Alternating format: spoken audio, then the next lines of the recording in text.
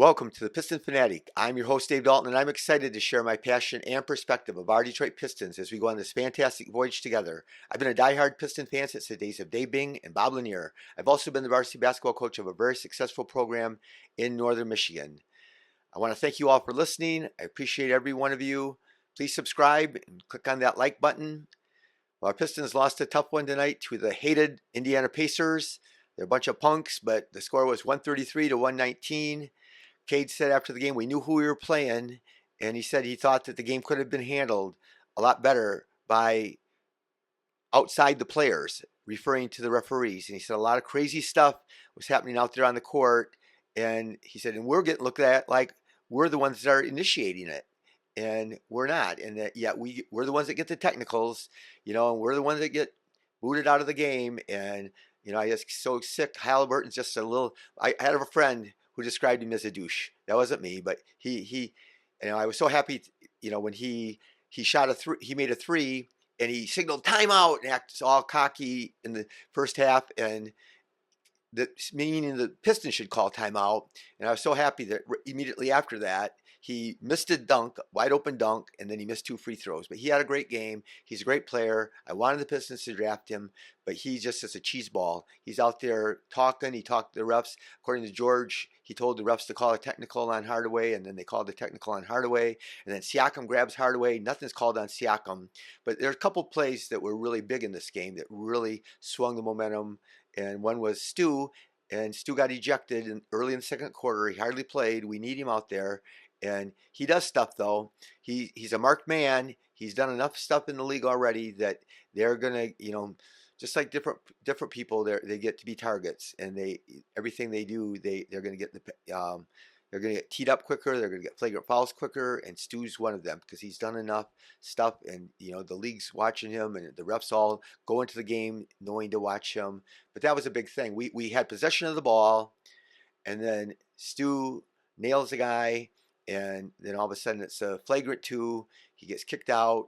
Then instead of us having the ball, they get two free throws plus the ball. And that was a momentum changer. Another big change was in the second half. Beasley drives in for a dunk. He gets smashed. They reviewed it. They reversed it.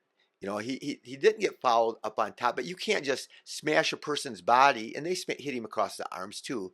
But the hand got the ball on top, but the rest of his arm smashed Beasley's arms, and his body smashed Beasley's body. And that was a big turning point in the game too, because that should have been two free throws, and then all of a sudden now they get the ball. And it just was a lot of unfortunate things. And Hardaway gets the technical, and JB gets the technical, and JB said, I'm always going to stand up for my players no matter what. I know some people might not like it, but he said we just have to get to the point where we're more respected. We have to earn our respect. And so, but my big thing that bothers me is the refs are overmatched. And I'm saying it's a really hard job that they have, but the Orlando game was a bunch of garbage that happened, and the refs, that one ref, they look scared. And tonight they were overmatched by the game. They got these guys out there. I don't know. They look intimidated. They look scared. And tonight they definitely let Indiana talk them into things and intimidate them. So it was disappointing, but yeah, our guys never quit. I will say this about our team. We never quit. Every game, we never quit. Tomorrow, I'm going to come on. They're going to announce the All-Star reserves. Hopefully, Cade will be there. 32 points tonight on 12 of 22 shooting.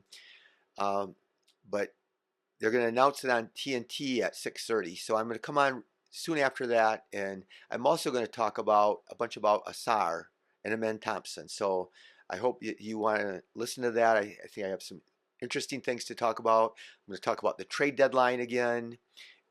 It's really hard for me to include all these things when there's games being played. I'm not sure the best way to handle my podcast. Tomorrow I'm going to get on and talk about hopefully the All-Star Cade and some reaction to that, and then I'm going to talk about Sar Thompson and his future.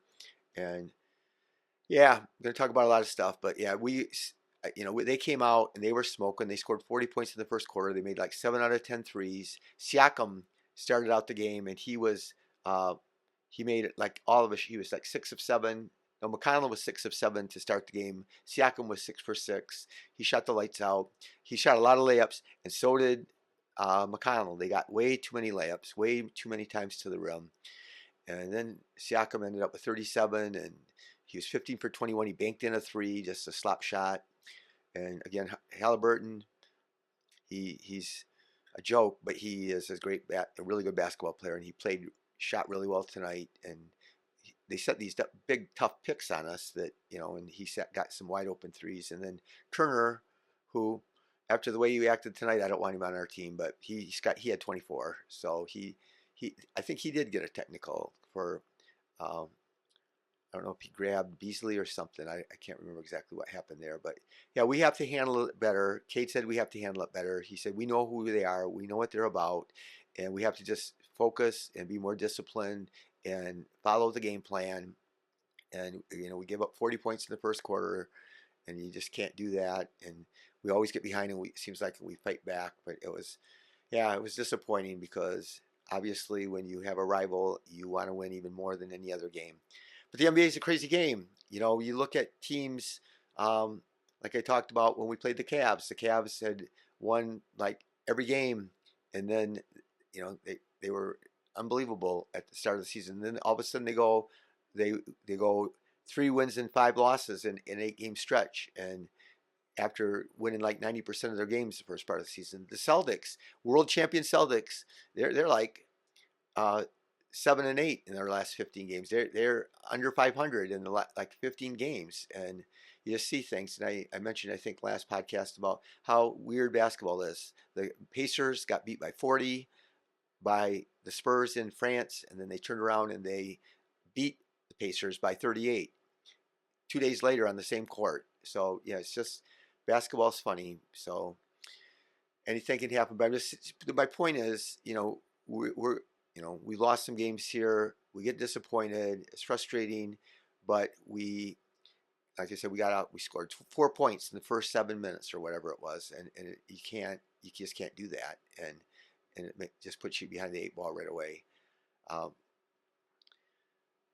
Cade again had a really good game. He didn't shoot good for 3, but he shot really impressive from all the other spots. He really, I think he only scored 2 points in the fourth quarter, but he ended up with 32 points, and he had 4 turnovers, and those were, the things that it's bothersome. His turnovers he's like lackadaisical when he makes them. It's not like, I don't know, like he's trying to thread the needle on a pass. It's just like he's not focused or something for a minute. But 4 turnovers is not bad at all. I saw a thing today.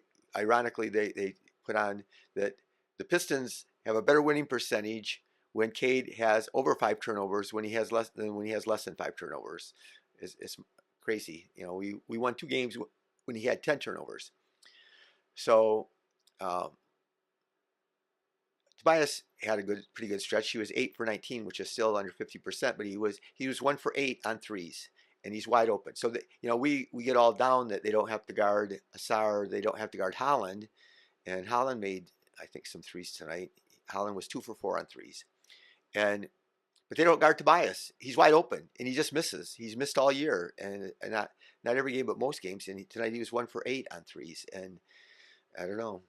It's just, he still gets to, he plays 36 minutes, and he's well respected, and he's out there fighting, and he's got that little mid range, but he had 19 points, and so he kept us in there for a stretch and helped us fight back.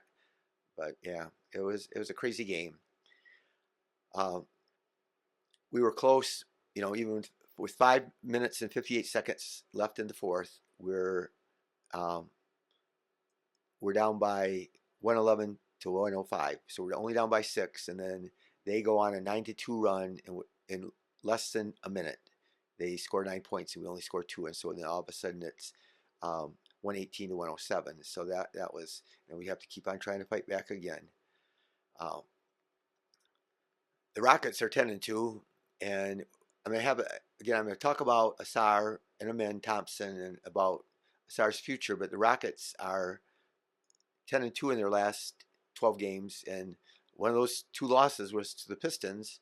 We've beat some good teams. The Knicks have scored 143 and 140 points in their last 2 games, I think, and we beat them twice. So Yeah, it's all the NBA is a crazy league. We do have to keep our composure better. We can't get in a hole. We needed to stop TJ McConnell. It's crazy. This little short guy, he's not the fastest guy in the world, but somehow he gets to the rim all the time and gets layups, amongst all these big guys. And I've seen him do it over and over again. But anyway, we'll run through the box score. Oh wait, first I'm gonna I talked last podcast about Beasley and saying how in his interview after the game that he sounded like he was going to wanted to come back to the Pistons. So then I got to see some quotes by him, and Beasley said, "Me and Trajan talked a lot, have talked a lot. We're trying to figure this out and to figure out what's going to happen." He said, "I still have to get through the trade deadline, so there are some there's some championship teams that are interested in me." He said, "But I told Trajan I want to stay where I'm at." And I kind of alluded to that. I think everything that he did and said has been pointing towards that. But he said he told me that um, it's still a business, and so that means that if a team comes up with the right trade, then he could get traded. I'm not sure that what they'd have to give a real good offer to get him. But we only have him signed through the rest of this year. The truth is, we could trade him and then sign him in the summer because he can't be signed until then. But um, and the thing about offers is we always think we're going to get these good offers. For 2 years I kept on thinking we're going to get a good offer for Bogdanovich, and we just never did get much of anything for him. And then the same thing when we had Jeremy Grant. I was sure we were going to get Portland's seventh. They had the seventh pick that year, and we got this way late pick that was a Milwaukee Buck pick that was going to be like the 25th pick in the draft. And so, yeah, and Jeremy Grant, I thought he would have had a lot of value, but we didn't get much for him. So he said, but after the trade deadline, he said we'll start talking about if maybe we can put something together. So I think that really shows that he wants to come back. So. Anyway, I've been rambling a little bit, but Asar was only 19 minutes. Again, we're going to talk about that tomorrow. 4 for 6, 2 for 4 on free throws, 3 rebounds, 1 assist, 1 steal, 10 points. Cade and JB both in their post-game press conference after the game tonight talked about Asar getting more reps handling the ball and be that secondary ball handler and initiating the offense, especially when Cade's out of the game. First possession of the game, Cade had the ball in his hands and he passed it to Asar to start the game. But it's going to be a process. I'm going to talk about it tomorrow. But Asar, things haven't worked out quite as easily for him as his brother. But Tobias again, 36 minutes. I think I already said it. He was 8 for 19, a little bit under 50%, but his three-point shooting really drug him down. 8 rebounds, 2 assists, 1 steal, 1 block. Duran, 31 minutes, 5 for 8. And he could play just a little bit better for sure. He was 4 for 4 on free throws, 10 rebounds. He had a bunch of offensive rebounds, 3 assists, and a block. And so he had a pretty good game, 14 points. Hardaway, 28 minutes, 1 for 3, 1 for 2, 2 rebounds, 2 assists. So obviously we need more from Hardaway. Cade played the 37 minutes and he had 5 rebounds, 9 assists, only 4 turnovers, and those 32 points. Beasley, 29 minutes, 6 for 11, 6 for 10, and so Halliburton makes a 3 at the end, and he shakes his butt, does a Beasley butt shake. But and I can see he just seems immature. Halliburton does, of course. Beasley does too, but he's fun. I guess it's your perspective of whose team he's on, but you don't really seem like you should be making fun of a guy that makes 6 out of 10 threes against your team.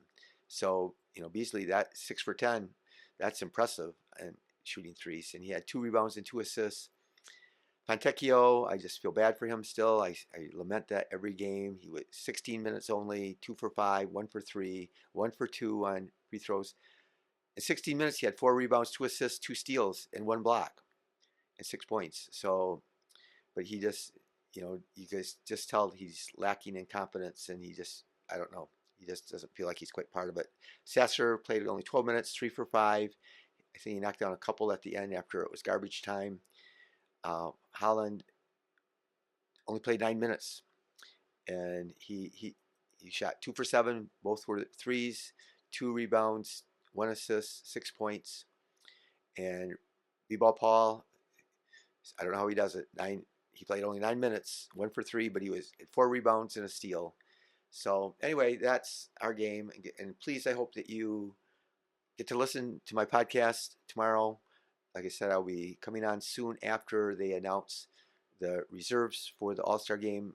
So it'll be sometime after 7 o'clock tomorrow. I'll be coming on. But I really appreciate you, and I really want to thank you all for being loyal and faithful. If you know a Piston fan and they're not listening to the podcast, please let them know about it so we get some more listeners. But yeah, thank you very much, and go Pistons.